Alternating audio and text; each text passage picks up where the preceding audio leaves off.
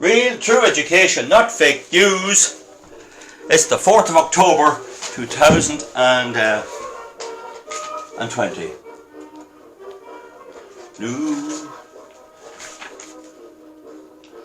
Don't use big words. Advice from the Greens, video 18F. Val's Pictorial Weekly.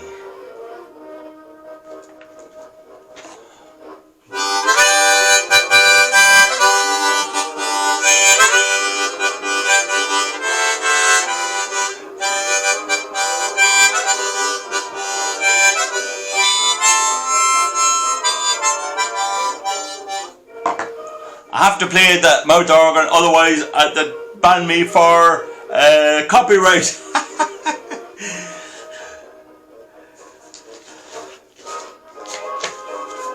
18F.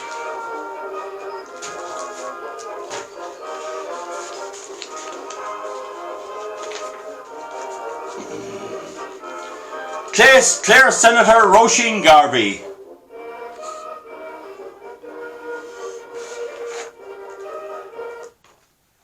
Welcome back. This is Val's Pictorial Weekly, meant to be a satirical look at the political goings on in Ireland. And Clare Senator Roisin Garvey, she's advised her party when campaigning and when dealing with the country people, don't use any big words. Don't use any big words. So here she is. And this is an article in the Irish Independent. The Green Party activists have been told not to use big words when trying to appeal to rural voters because they may not understand what they mean. I wouldn't have a clue. I wouldn't be God. I wouldn't know any of them big words down here in the country. I wouldn't have a clue what they're on about. Sure, I don't know what you're talking about, missy. The rural people have provided the brains in lots of cases for all the professions. They've also provided the politicians, and they have to be ashamed of that, I accept. But they've provided the judges, the lawyers, the barristers, the doctors, and they went abroad from Ireland, and they're forming major part of the political and social and business life of the world. We have Kingspan here in Kingscourt, started by rural people. We have McHale Engineering over in Mayo, and we have several other companies, all began by rural people, and we supplied the food and all the drinks and all that's needed.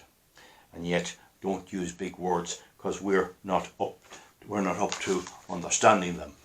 So she goes on then to say, I think colloquialism is important. Now, a colloquialism is a word that, or a statement that's adopted. So, for example, around here, a ditch between two farms is a mearning ditch. In Monaghan, it's a marching ditch. In Dublin, it's a boundary hedge. We would use certain other words which I'll deal with. It might be do you see anyone in the fair today or in the shop? Divlawan, we might say around here, and that means no. And in Marracloon and in Rafera area, South Monaghan, it's Sarawan, S-A-R-R-A. Sarawan, it means zero. Divil a bit, anything happened? No, divil a bit.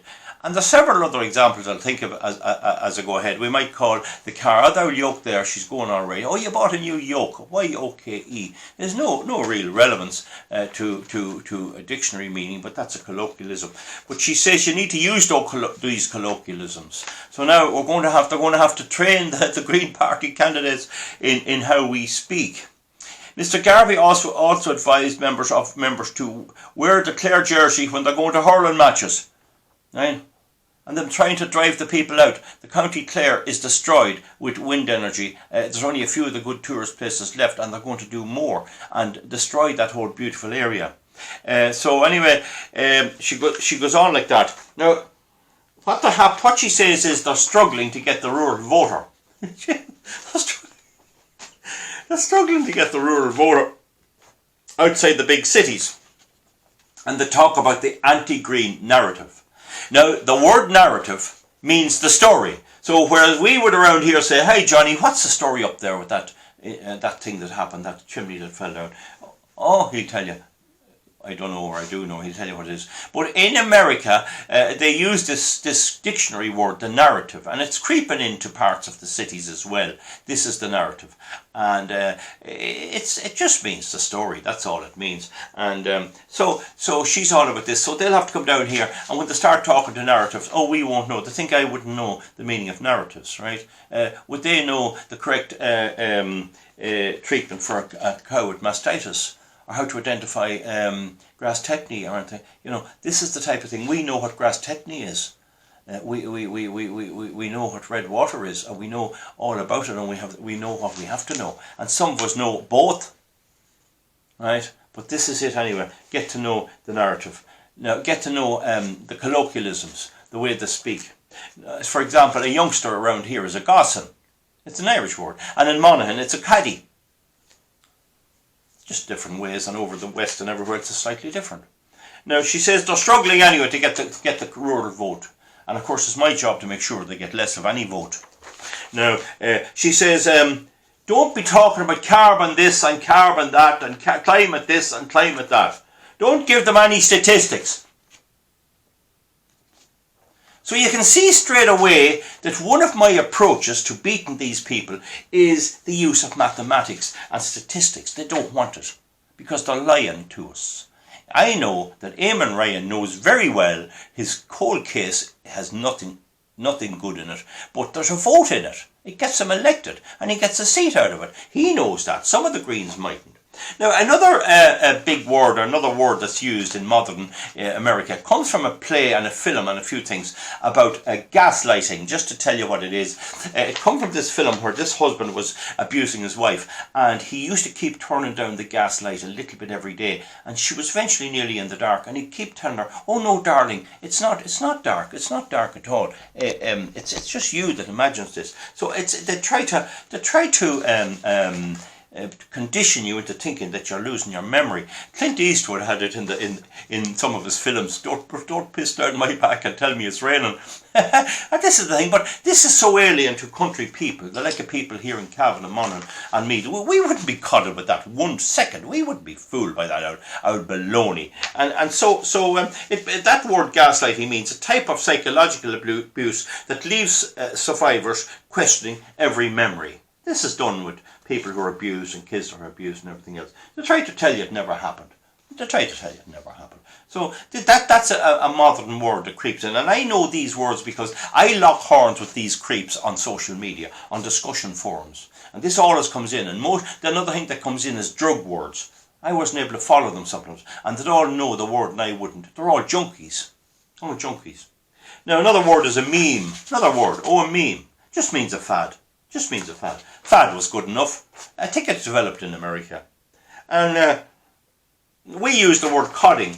And funny enough, English dictionaries acknowledge that the word codding is an Irish word for making a fool of somebody, or joking. That's right. Now, I always believed it came from its origin was that if you have a bull and you castrate him, either surgically or with a Burdisso, a squeezers, the scrotum is still left. And I think it came from bringing castrated cattle, which are a lot quieter and easier to deal with, into sales yards and into marts and into the old fair long ago.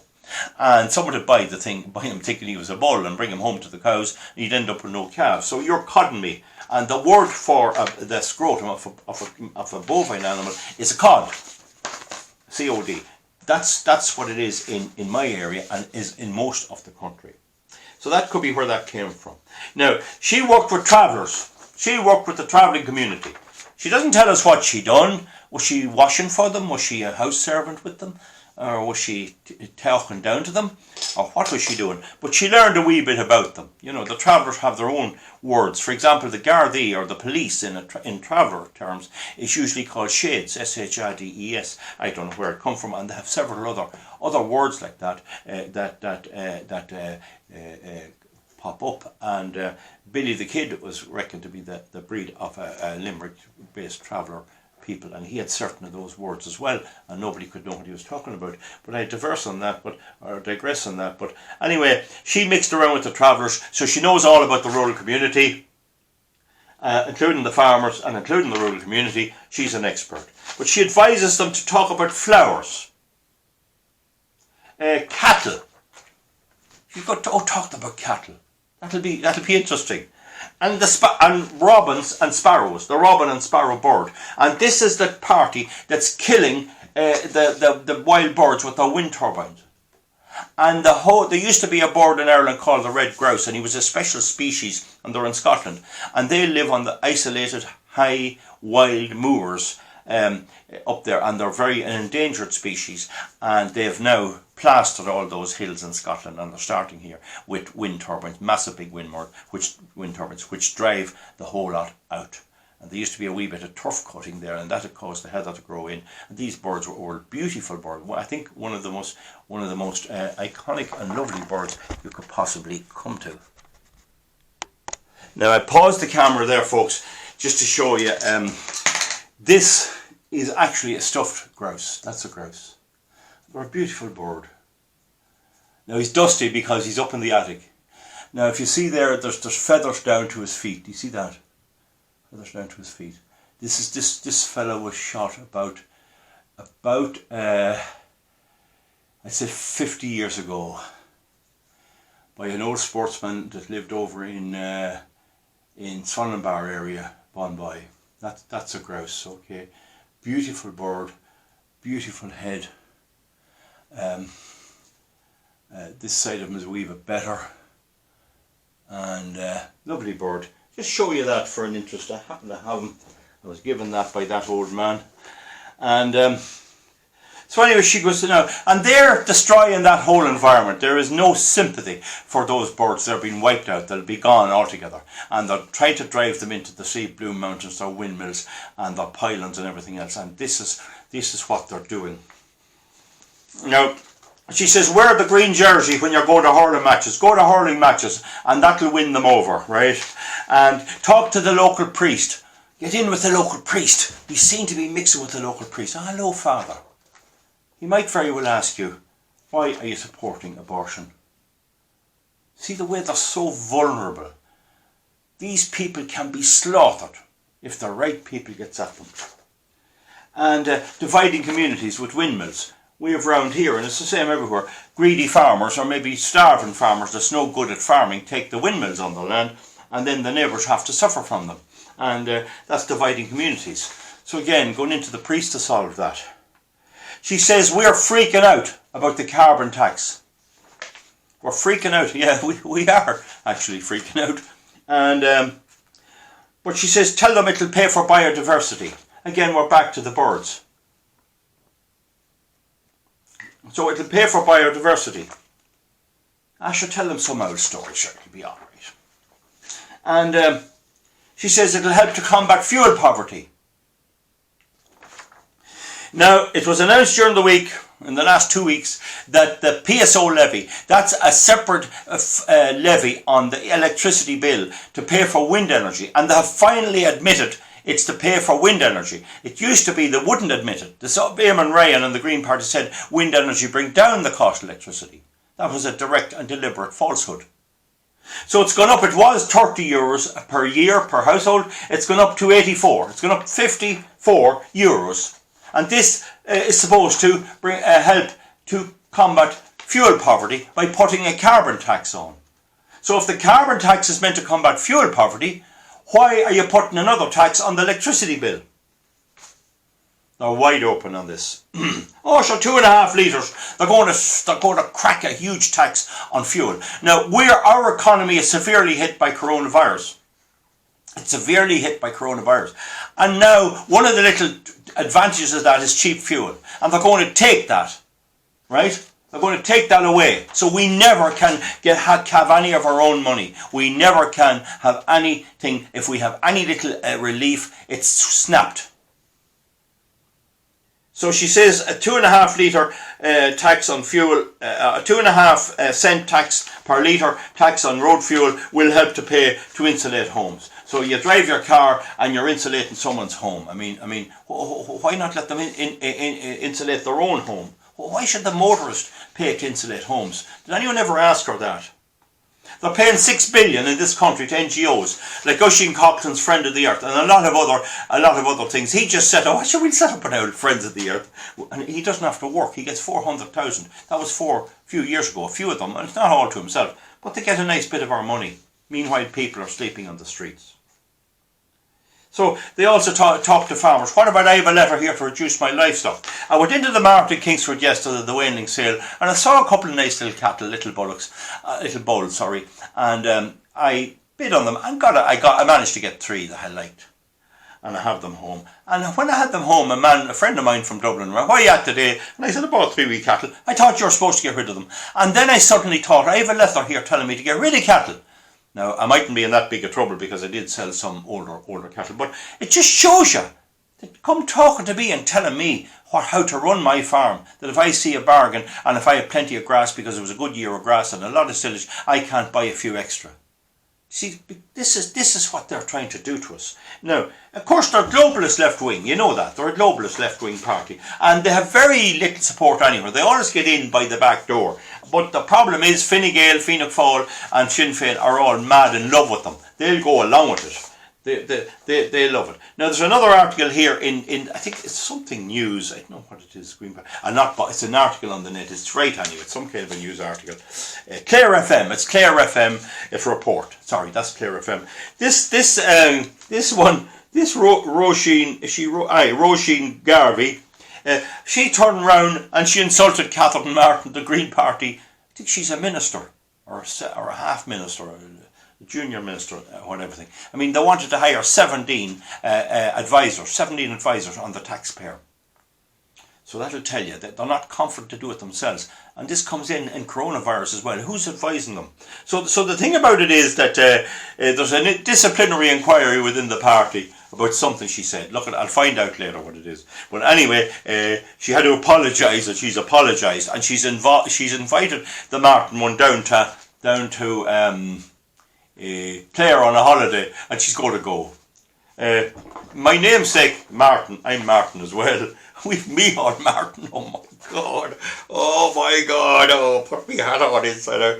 And we have this one, Catherine Martin, and we have Vincent P. Martin. They were running up here in Castleblaney trying to get elected, and nobody around Cavan on, and it'd be stupid enough to vote for these, but they do in the big cities. And this is why, if anyone can pass this around, will you cop yourselves on, folks? Now, anyone that disagrees with what I'm saying, right, I'm up for debate. Every single video I make, I'm available to debate, right?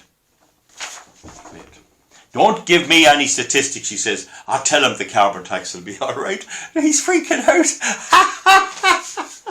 Ah, my word, folks, it's unbelievable stuff. Anyway, that's the story with the Green Party. Oh, we have another one to do on them too.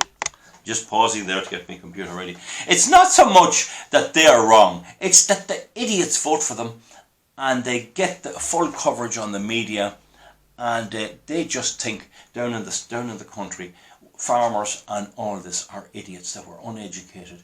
Idiots, that we don't even know what we're doing, that the people who run Manor Farm and the transport companies in Shercock don't have a clue what they're on about, and all of these people that work, and meat producers and all of this, and the grain producers and all this, we're all idiots. We can't count, and every one of us have to put in our accounts every year, and we can't count. We know nothing.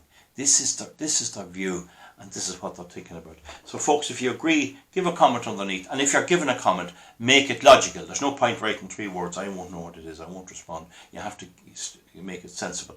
Now, so give a thumbs up or a thumbs down a thumbs up or a thumbs down to the video, and we'll see you back. And in case I didn't say so, it's the 4th of October 2020.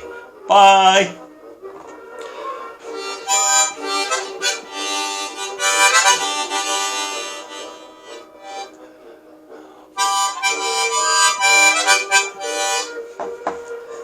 We'll see you back. We'll see you back.